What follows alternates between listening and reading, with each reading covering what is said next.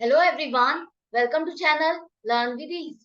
आज का टॉपिक है रिटायरमेंट और डेथ ऑफ अ पार्टनर, जिसमें हम सॉल्व करेंगे question number 70 chapter 5 DK Goyal की बुक से क्लास 12 अकाउंट्स के लिए। ऑनलाइन सेशन अगर आप चाहते हो क्लास 11 और 12 दोनों के लिए है। इंटरेस्टेड स्टूडेंट मुझे व्हाट्सएप कर सकते हैं इस नंबर पर अपना नाम और क्लास। तो तीन पार्टनर है एबीसी। प्रॉफिट शेयरिंग रेशियो नहीं दी है। प्रॉफिट शेयरिंग रेशियो जब भी ना दी हो क्वेश्चन में, तो आपको यही मान के चलना है कि तीनों पार्टनर या जितने भी पार्टनर हैं वो प्रॉफिट या लॉस जो भी है उसे इक्वल डिवाइड करते हैं, इक्वली आपस में डिस्ट्रीब्यूट करते हैं।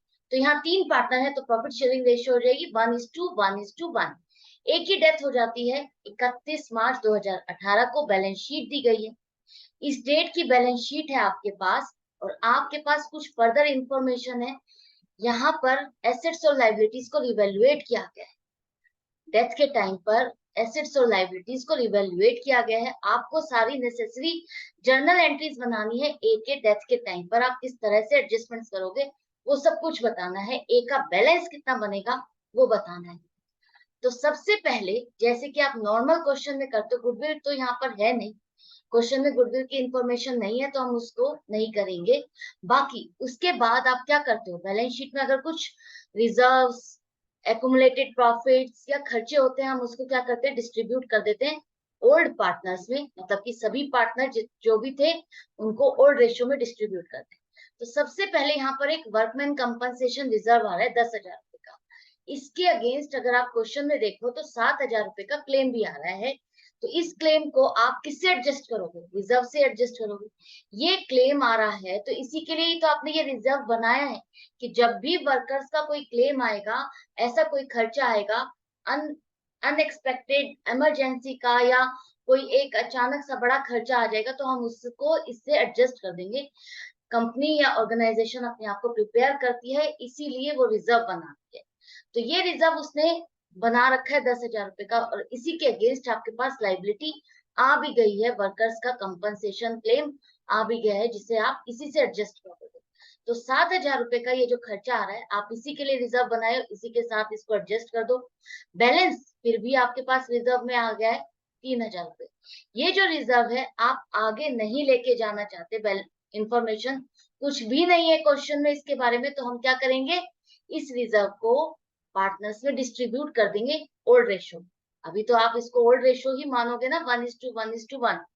रिमेनिंग पार्टनर बी और सी की भी न्यू रेशो 1:1 ही बनेगी। लेकिन जितने भी रिजर्व्स होते हैं, प्रॉफिट्स होते हैं, हम किस रेशो में बांटते हैं, ओल्ड रेशो में। तो ओल्ड रेशो में डिस्ट्रीब्यूशन कर दोगे आप सभी पार्टनर्स में, तो सबके पास 1,000 रुपए प्रॉफिट है, उनके अकाउंट में क्रेडिट किया जाएगा। एंट्री देखो क्या बनेगी, वर्कमैन कंपनसेशन रिजर्व अकाउंट आप डेबिट करोगे 10,000 से। ये पूरा का पूरा अकाउंट आपका खत्म हो जाएगा।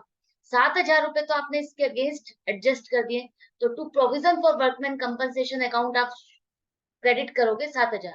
ये जो अकाउंट है आपके बैलेंस शीट में शो किया जाएगा एज ए लाइबिलिटी।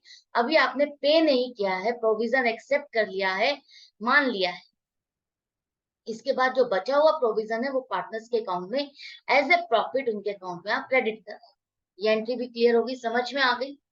इसके बाद आपके पास आ रहा है जनरल रिजर्व और प्रॉफिट एंड लॉस अकाउंट का बैलेंस 9,000 और 6,000।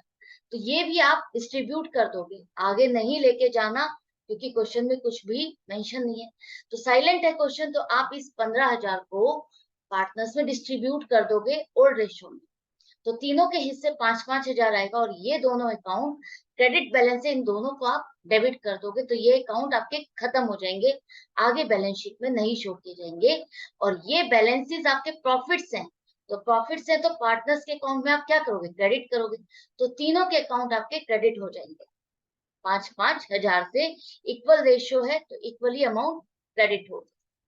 इसके बाद नेक्स्ट आपके पास आ रहा है रिवैल्यूएशन से रिलेटेड कुछ इंफॉर्मेशन।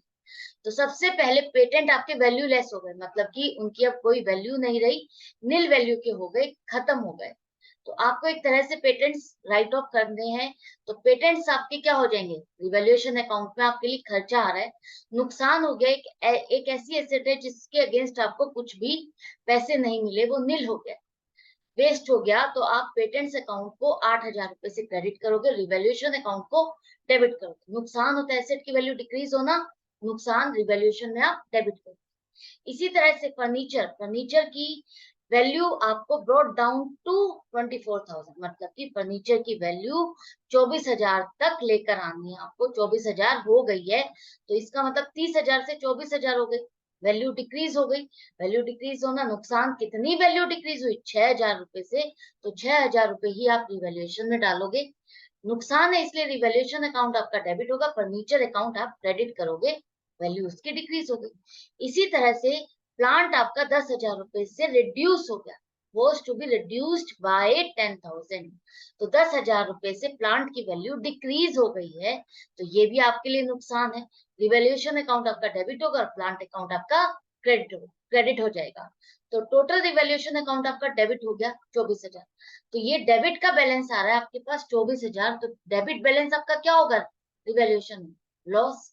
तो ये लॉस आप तीनों पार्टनर में ओल्ड रेशियो में डिस्ट्रीब्यूट कर दोगे। 8,000 रुपए लॉस है तो पार्टनर्स के अकाउंट को आप डेबिट करोगे और क्या करोगे, रिवैल्यूएशन अकाउंट को आप क्रेडिट करोगे। क्लियर है?